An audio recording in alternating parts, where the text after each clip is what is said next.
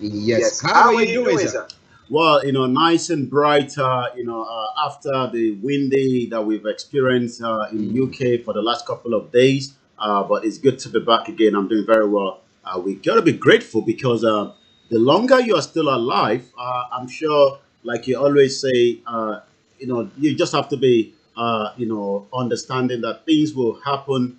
But when you're alive, we got to be grateful. And we're living in a world that things are changing, just as two countries have been announced yesterday, which has also generated a lot of conversation from the Yoruba, the Biafrans, that we might be touching on this morning as well.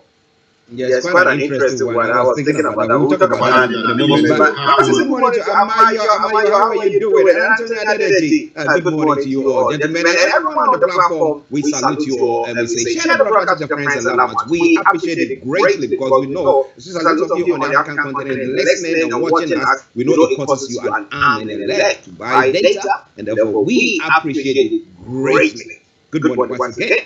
Now, first of all, let's go to that international story, link it up with what is happening in Nigeria. We know that Russia, the Russian leader, has decided to acknowledge or accept that Donetsk and Luhansk he accorded them, call it a Republican status. Okay. Now, if you look at when you hear such stories, and you look at the fact that you have people in Nigeria, you have, let me put it this way, the Biafrans, and you have the Yoruba who are thinking that, no, we think things are not right. We need to be acknowledged worldwide that we are people of our own, we have our own destinies in our hands, we want to just get on with our lives. How do you feel about that action that Putin took? Well, that is something quite, when the news broke yesterday that, Russia have decided, to allow these two regions, that have also been part of Ukraine after, what we have been witnessing in terms of the, the mobilization of the Russian government, within the borderline. I mean, these two countries that, as much as the international community has not approved that yet, but it looks like Russia has already put its own stand on it. The first one you talked about is about just under 1 million in terms of the population. Then the other one is just about under 500,000. So when we try to link that up with those that are now saying that, it doesn't seem to be going very well when we talk about, the Nigeria that was created in 1914, by the British government. As much as, a lot of those that believe that we need to have a rethink about the union that was put together in 1914 that led to the 1960 independence, that we got from the British government. But that doesn't seem to going to be happening soon. The reason for that is because as I speak to you right now, the Minister for Africa, Vicky Ford, is currently in Nigeria, and I've just picked up that she's meeting the Vice President as I speak to you right now.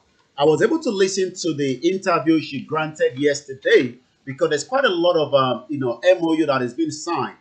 About some few weeks ago, we saw the defense minister that came to UK, which I can change the background, and just for those that are watching us, we'll be able to pick that as well, in terms of the visit of the Nigerian defense minister to UK, and that is right there in the image that is playing behind me, and I hope it can be shown as well from those that are watching us, on Star Radio this morning.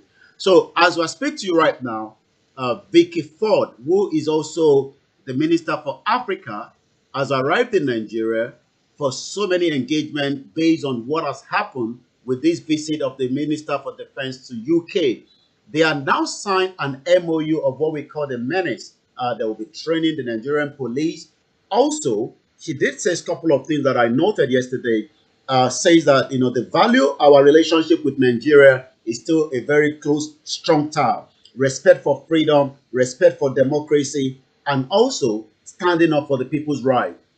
These are issues, gray area, that a lot of Nigerians, because I was looking at OMOYELE at the court this morning, I'm not sure OMOYELE is getting the freedom that it needs. Neither is KANU, that was rendition, a British citizen, that we expect that maybe there will be a conversation by Vicky Ford, the Minister of Africa, with the Nigerian government on how a British citizen was kidnapped rendition from Kenya back to Nigeria. So quite a lot when you link that to the situation that is happening at the moment in Russia, because already the minds and heart of millions of people from around the globe are already tired of being part of a country called Nigeria, as much as we also have a lot of people that still want to be known as Nigerians.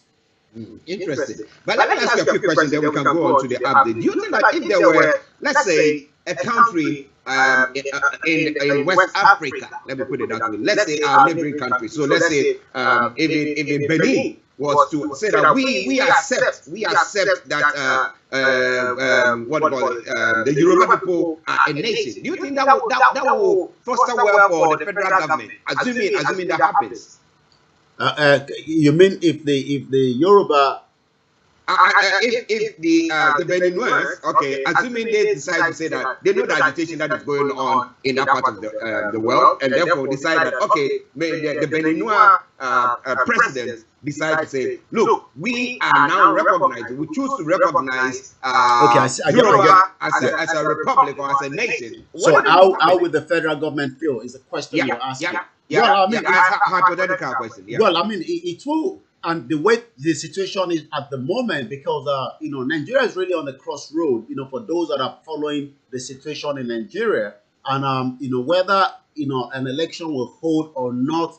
For those that are saying that election should not hold, we should be discussing about the referendum of the union. It's not just about the Yorubas right now. We've also seen those from the northern part that have taken a court case to the High Court in Abuja, saying that rather than having a bloodshed all over the place, we should rework and think about whether the union of this country is really working. That is a question that cannot be put aside just as it was done when we were getting the first moving back to democracy in 1999. The question on the table now is the union working? And if the union is not working, we should start discussing about the referendum. So should country like Benin, accept that, we will recognize, those Yorubas, as a nation. It's not just the Benin. Even those in Nigeria that are Yoruba will do that themselves, and Benin must have to follow them as well, which is another reverse to the question. Because when you look at Benin, Benin is not up to the population of some of the local government in some of our states. Very small. It's very small. Yeah. Amaya says Nigeria amalgamation in 1914 is a sham. Okay. Now it's interesting because for the people in the north, we'll come to the update, but this is one thing that we need to address. The people in the north, some people in the north saying that look, they are appealing to the High Court to address that issue. That look, we think coming together, or the union at the moment is not working very well.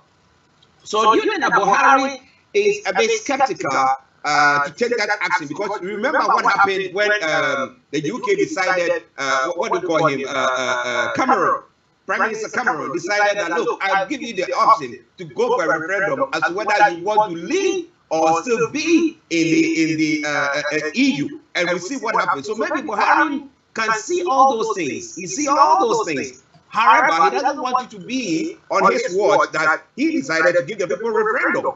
And they decided to split up. Maybe it didn't go the way that he wanted it to go. Do you think that that's why he's been a bit skeptical in taking that decision? Well, it's not just, well, I mean, as much as we don't know what is in the mind of Buhari, because as far as we're concerned, it's just about less than 12 months, to leave the office, and, he will say he has done his best. But most of them have tended not to, let's even put aside, whether, Buhari will allow a referendum on his own watch. Let's go back to those that have even looked at, some of the, the confederation that has put together when Obasanjo was there. Jonathan, literally left it for Buhari. Buhari has not even touched it about. And that could have changed, some of the, the conversation, like, the constitution, because the fraudulent military decree 1999 constitution is part of the issues that a lot of Nigerians are facing in terms of, development in their territory. So it doesn't seem Buhari would do anything to such, because even the Electoral Act is running away from that, and that is also creating a lot of conversation. Because as of this morning, when I was following, one of the mainstream media back in Nigeria, I've seen the civil, society that are already protesting that it doesn't look like Buhari is going to be signing the Electoral Act anytime soon. So he had, I think, up till tomorrow, if I'm right, if not next week, to do that. And if he doesn't do that, that might also have impact, to the upcoming election that is coming next year, because it might have a kind of situation, as we know. But again, there's a lot happening in Nigeria as we speak. There's a lot of different people that are asking questions that we were not asking, before. And like I said, Buhari to sign the Electoral Act in a matter of hours. Well, we hope that is going to come up. That is what I'm just picking up from the news from Femi Adesina, that is also the spokesman for Buhari government as well. So I'm going to come back again slightly to you in the studio. But like I said, looking at what I just said earlier, the civil society coalition protest delayed in signing of the Electoral Act Amendment Bill. Members of the civil society are protesting the delay in the signing of the Electoral Act Amendment Bill that was been passed by the National Assembly by the President Muhammadu Buhari. The protest is holding at the Unity Front in Abuja, just about some few hours ago. Well, listeners, it is Starr Radio UK, your favorite African and Caribbean radio station in London. Mr. Olayomi Koiki Kojo in our North London studios are bringing you updates from Nigeria. I'm Archie here in the studios in the south of London. Okay, the question this morning is the Electoral Act Amendment Bill. If the president decides not to sign it, do you think it's going to have an impact on the elections that are supposed to take place in 2023? And how would people react to that, or how will people react to that? Do you think the only way forward is now giving the people the chance to go for a referendum to decide on their destinies? Well, Amaya says during Brexit campaign, business leaders, scientists, academics, researchers, world leaders do not support it, but achieved by the British rebels and self-publicists. Now, this is the same situation in Nigeria. So he said, yes, we can, and we will. It's a revolution now, referendum now. Okay, now interesting contribution there. But looking at everything that is going on, at times we think that maybe the old people are thinking differently. Because there are times the development and the advancement in technology wasn't the same way. And therefore we have the former president Obasanjo saying that, look, I think that it's about time that we, the old folks, step back and let the younger folks now step in. Now we have SOWORE, who threw his hat in during the last election, and he now finds himself in prison, or not in prison, but in a restricted movement. So he cannot move away from where he is. He cannot even travel to go see his family in the US. And then we have KANU, who is agitating. Okay, because he's saying that the way the Biafrans have been treated is not the right way. So he thinks he wants better for his people. We have Sunday go think that, look, the way my people are being treated is not the right way. They are all called young folks, not those old school people. So is that what he's talking about? And you think that there is a chance for a younger person of that stature to become a president in Nigeria? Well, let me first pick up a comment that is also coming from this side as well quickly by Olatunji Awofeso says, I am not sure that Nigeria will break up. I think Nigeria will surely go back to the regional government, and Nigeria will be divided into 10 to 15 regions. The regional government will be more powerful. Also, Sami Solo said the union is not working, period. Southeast and the North knows honestly. Now coming back to the question whether just as we saw the former president Olusegun Obasanjo says yesterday, he's been talking lately, and it seems just under 72 hours we were discussing about him saying that we need more rebels, but those rebels have been held in the captivity of whether in Benin Republic, like Chief Sunday IGBOHO, that was fighting a peaceful cause, but he was stopped in Benin Republic. NNAMDI KANU, which we're going to be giving a bit of report on him as well, because his legal team doesn't seem to be getting access to him. Also, he's been held there. SOWORE is demanding a better union, to keep Nigeria together, but he wants a revolution, just as we saw the Arab Spring as well. So, is a youth going to be given opportunity?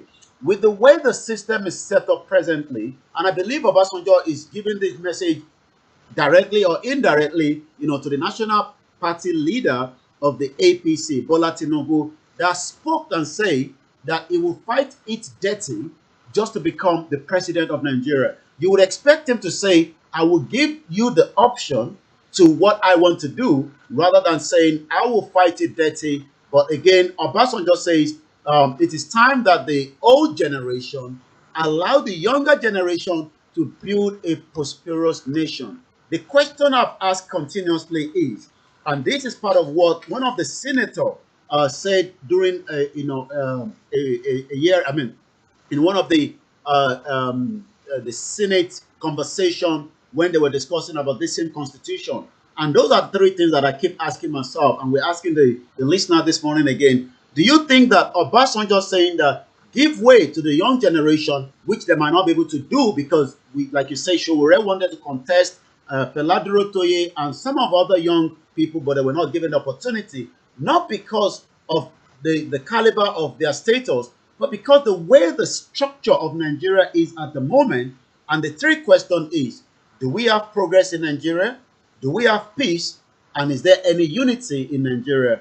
These three questions is a very, very difficult one, and I'm not sure the youth will be able to take over. As Bola Tinubu says, they will have to queue behind him after he has become the president of the Federal Republic of Nigeria. Well, listen to Starr Radio UK. Interesting. Maybe a revolution with the way forward. You just clear all the old folks and they will bring the younger ones in. Because again, you look at the situation where they are the financiers, they are the kingmakers, they call themselves that. So it's very difficult for a younger person to just penetrate and just rise up to wherever. But hey, you might not say, you might not know what is happening, but something definitely must happen. But even say that maybe the Electoral Amendment Bill is something that will benefit the youth in getting into the front line. I call it being president.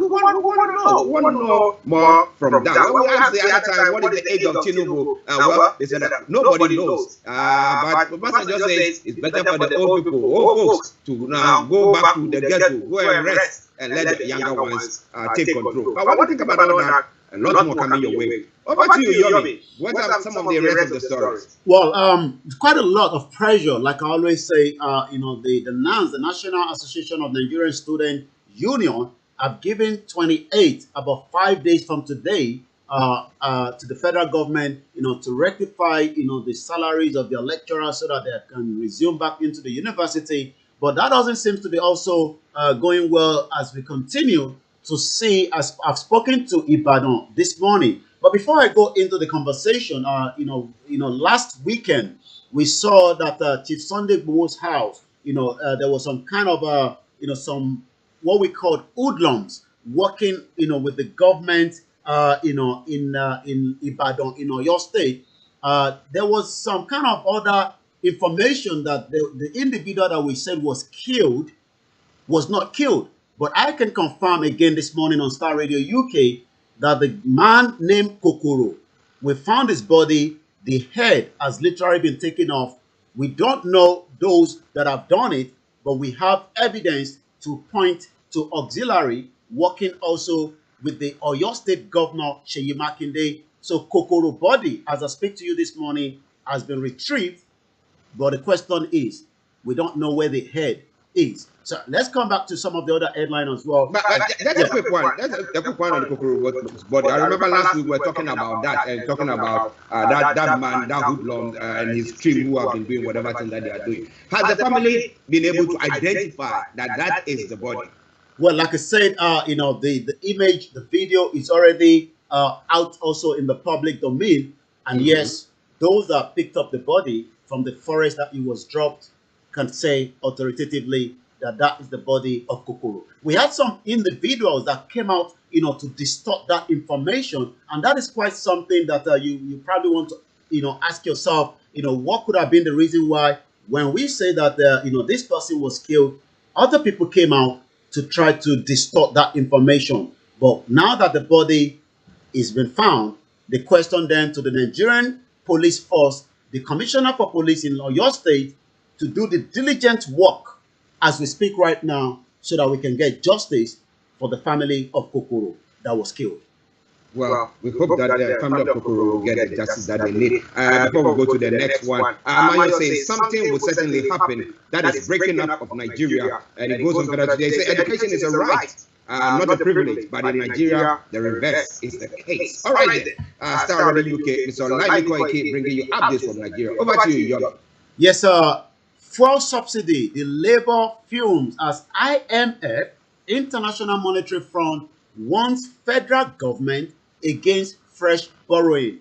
We also saw that the news I picked up, this morning, that also the Nigerian Minister for Information, Lai Mohammed, says the reason why we are not getting any more loan from Chinese or the China government is because there's what we call whether there will be enough to repay back some of this debt as well. So that is the headline coming this morning. Fuel subsidy, the labor fumes as IMF warns federal government against fresh borrowing. It's exactly 11:28. If you've just joined us, it is Starr Radio UK. A very beautiful date today, the 22nd of February 2022. So if you're going to put it together, it's 22-2-2-0-2-2. What a very amazing date that we'll come to remember again. So according to the story this morning, following the federal government plan to extend the fuel subsidy regime by another 18 months, the International Monetary Fund has said Nigeria will likely dip in on what we call the overdraft from the Central Bank of Nigeria to fund its proposed 2.55 trillion naira petrol subsidy bill. The IMF said this in its Nigerian Selected Issue paper reported, which was prepared by a staff team of the fund as background documentation for its periodic consultation with Nigeria. According to the report, the fuel subsidy negative affect the country's fiscal position, increasing fiscal deficit. The question then is, who benefit from this fuel subsidy? That is the question that we're throwing out to our listeners from around the globe. So let's touch some other headline as well. Buhari begs the Western nations to return Nigerian looted artifacts. We do know that they are spread all over the world. There are some here in the United Kingdom and other countries as well. And we've seen that some of them have been returned back, but we still have high numbers of them. I also want to appreciate the Federal Republic of Germany, which is now planning the process of repatriating about 1,130 Benin bronze to Nigeria from many of German's public museums.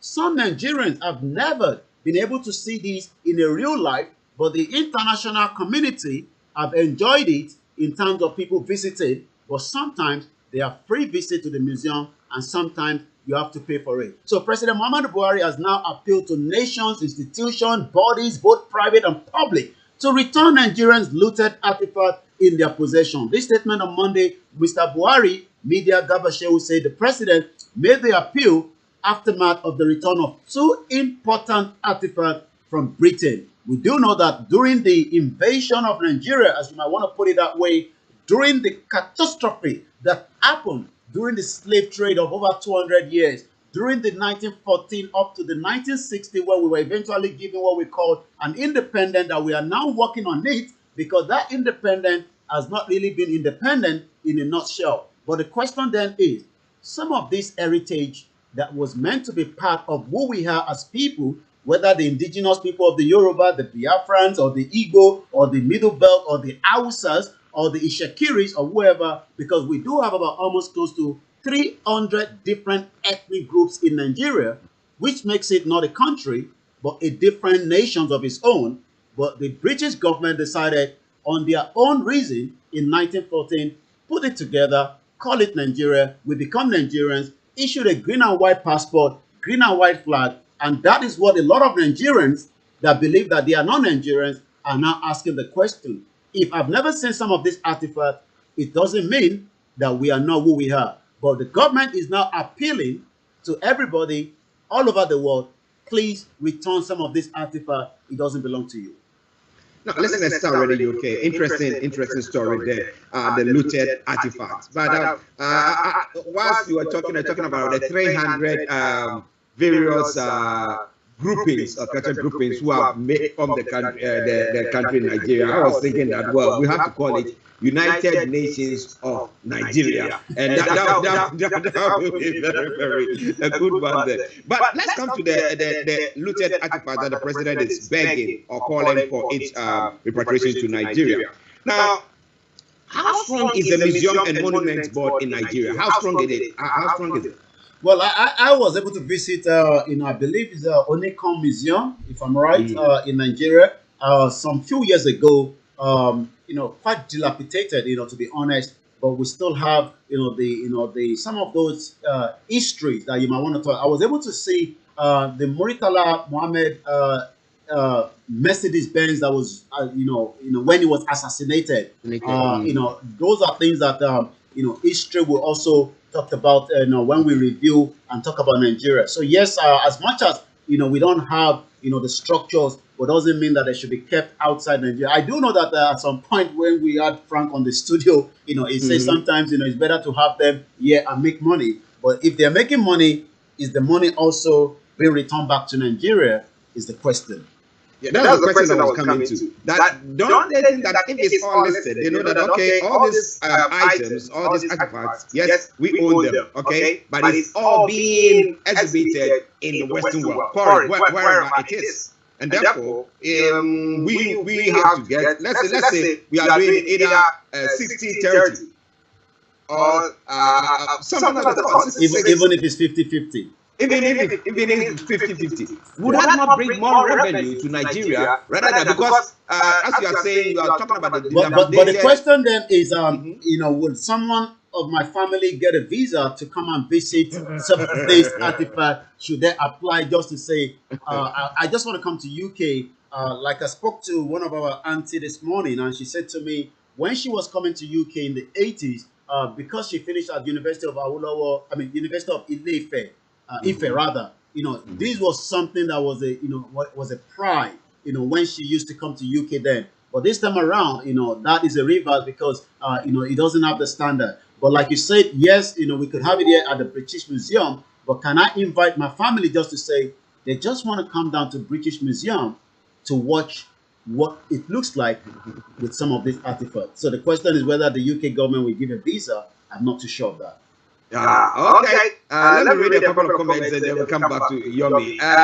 Amanda says Nigeria is blood-sucking nation and there is an independence and dependence. Okay, and the Western runs Nigeria as their franchise, which I can't even agree with you more. Yes, that's what they do. They just run as the African continent or any of the colonies, the former colonies, as a franchise. They just make money on their back. Well, it is time ready. Okay, let the comments come through, and I promise you, we're going to be reading them as well. We have Mr. Olayomi Koiki in our North London studios, Archie in the main studios here in London. Okay, Yomi, what are some of the other stories?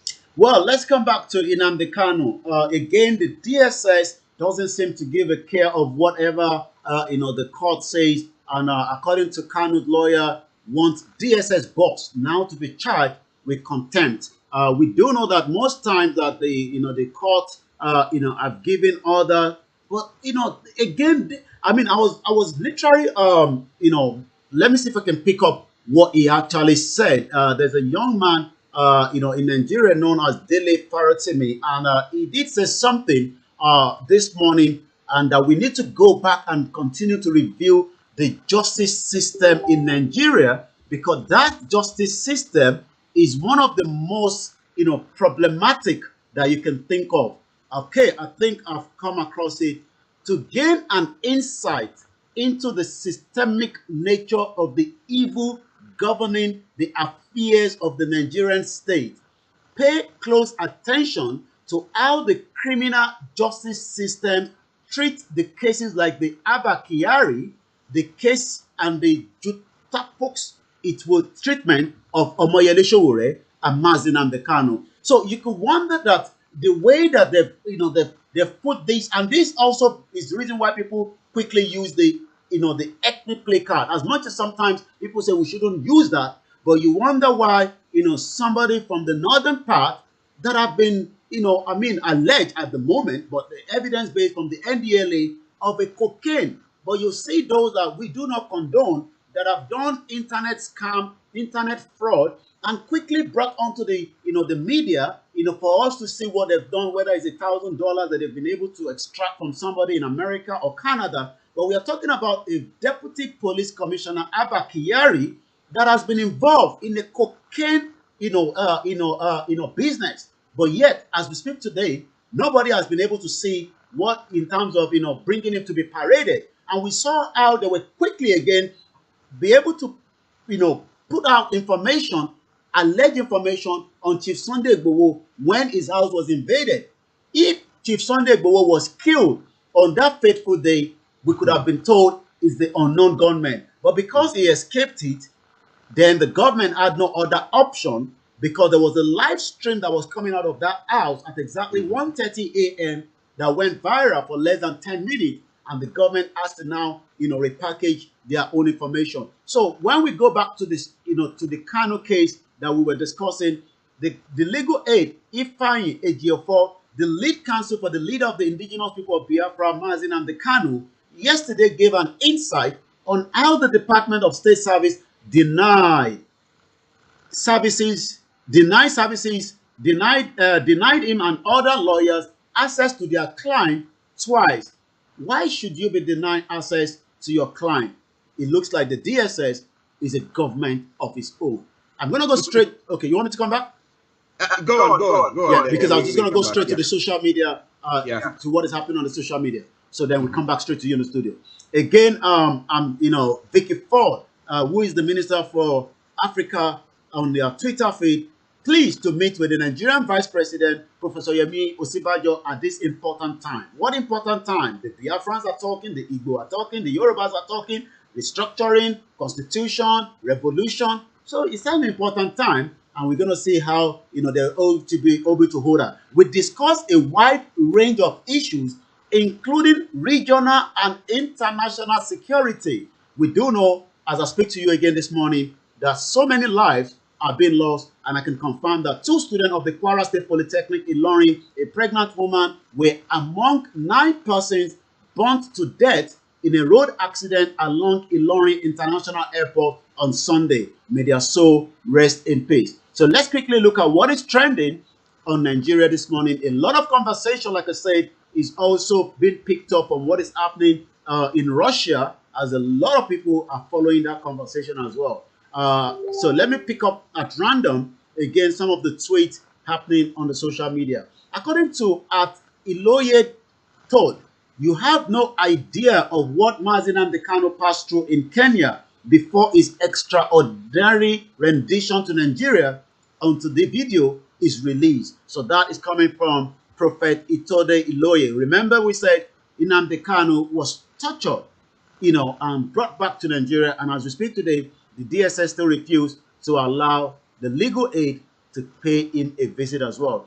Also, Bruce Fem, one of the legal team representing Nnamdi Kanu, Nigerian criminal persecution of Nnamdi Kanu must end. That is also coming as well.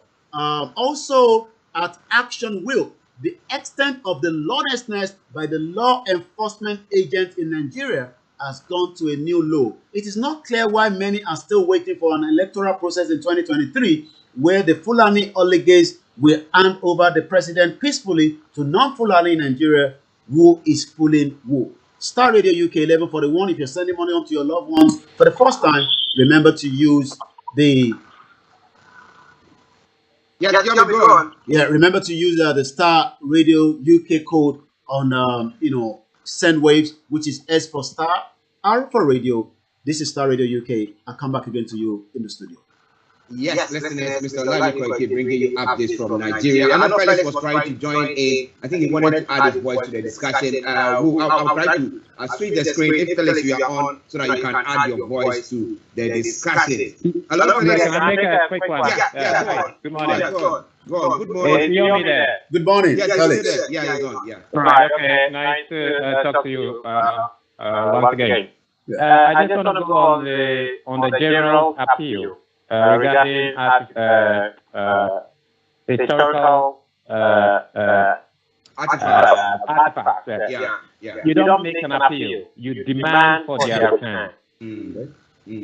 Right? When somebody comes to steal something from your household, you don't appeal for the person to bring it back. Particularly if you know who the person, who the thief is. You demand for their return.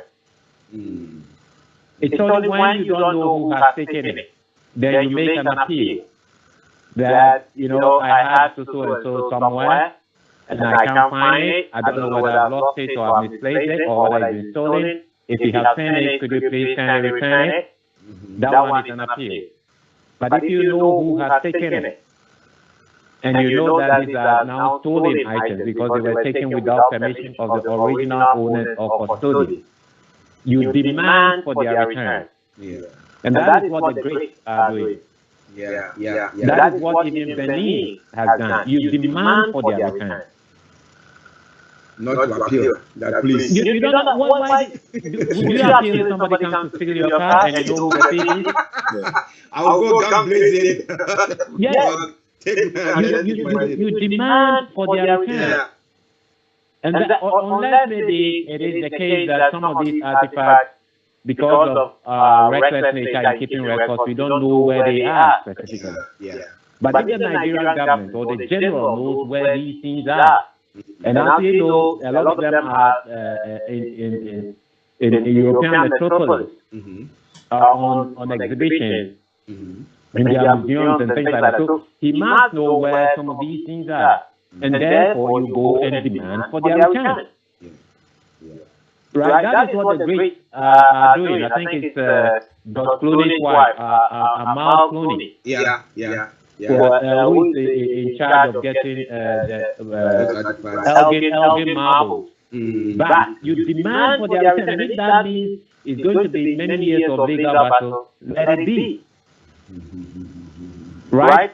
And the argument now is that you don't only demand for their return, but you demand for their return in relation to compensation.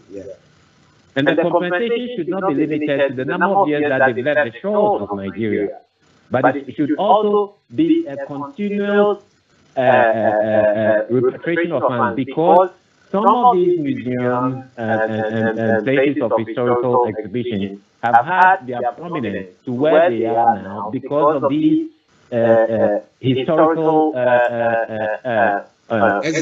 exhibits. Taken away. I mean, otherwise, most of these museums do not have the prestige they have today.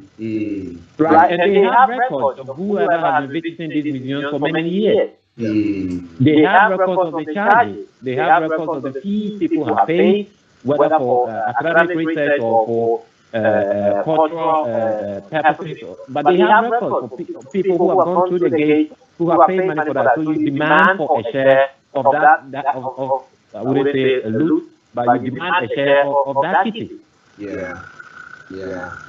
And Felix is quite right. I think Felix is quite right. You don't appeal, you demand it, and I totally agree. With Felix on that as well. I mean, if you know, there's a case that sometimes, because of our, like I stated earlier, because of our reckless nature towards record keeping, we probably don't know where some of these they are. But the minute you get to know where they are, you demand for their return.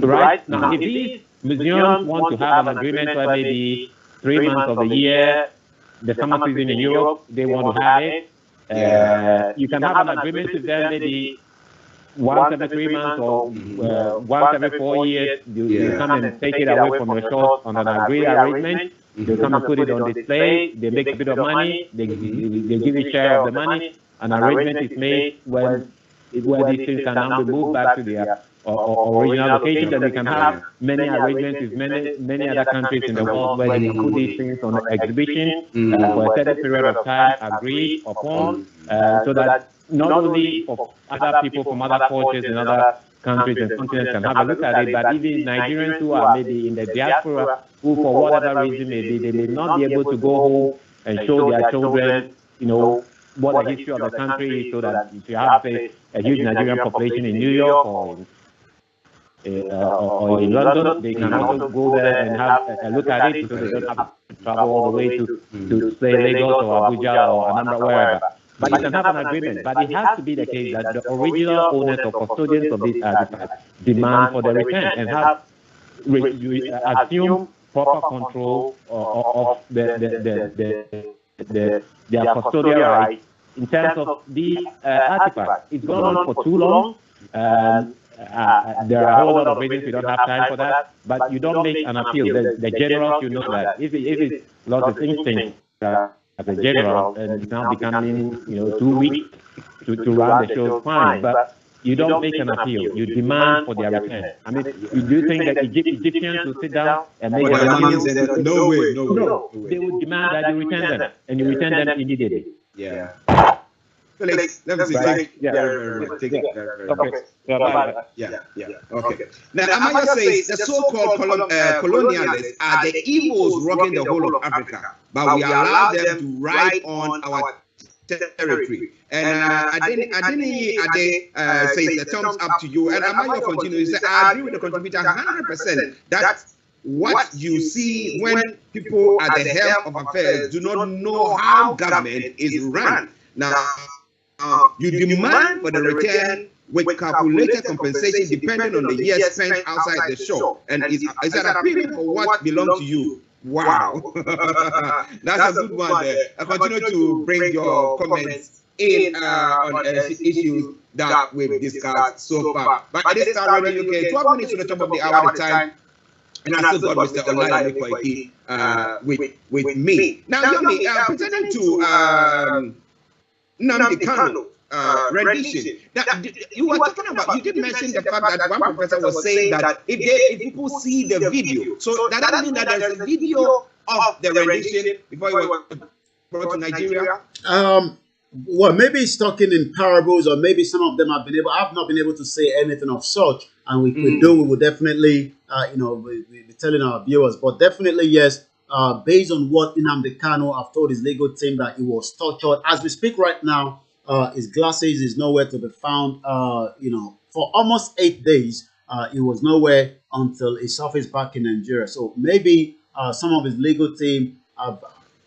Remember, they've already, put in a court case in Kenya. But like I said, I've not seen anything of such.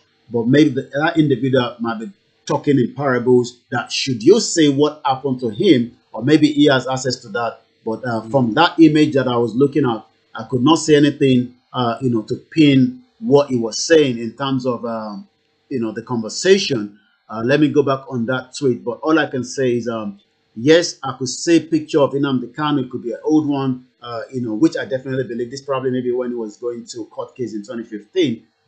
But again, like I said, we do know that when it comes to African, even if you're not told, you will be tortured, and there's no doubt about that, whether the video is available or not.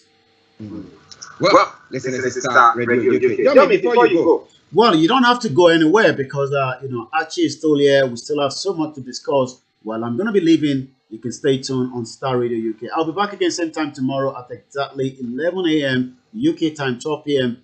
Nigerian time. We'd like to appreciate everyone that have joined us on all the platforms that we're streaming on. We're streaming like almost multiple platforms on this other side as well. And we'd like to appreciate every single one of them. A lot of comments. We can't read all the comments. But again, it is Starr Radio UK, your finest African and Caribbean radio station in London. Have a very good morning and bye for now. Bye. Well, listeners, that was Mr. Olayomi Koiki bringing you updates from Nigeria. It's now gone 9 minutes to the top of the hour. Enjoy the song and then I'll come back. 9 minutes to the top of the hour. Enjoy the song and then I'll come back with the other news making around here in the UK and across the globe. And top most of the story today is the intention of Russia now. Now, do we...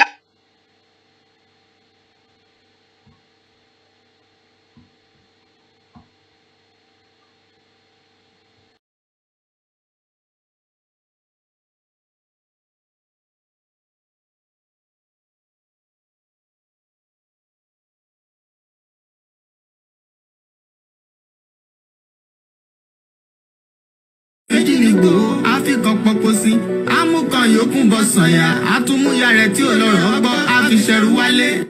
Ẹ̀jẹ̀ àdúpẹ́ lọ́wọ́ àkí ọmọ Yorùbá lápapọ̀ tìlé tó kó ẹ̀mí àbọ̀ ẹ̀bá nǹkan mọ́ Adéyẹmọ.